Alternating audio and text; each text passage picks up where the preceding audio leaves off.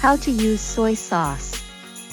Soy sauce should be lightly applied to the fish, not the rice. The order of eating sushi.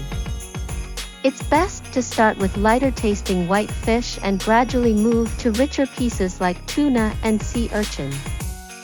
Agari tea. The tea served at sushi restaurants, called agari, is meant to refresh your palate. Seasonality of sushi toppings. Sushi toppings have their seasons.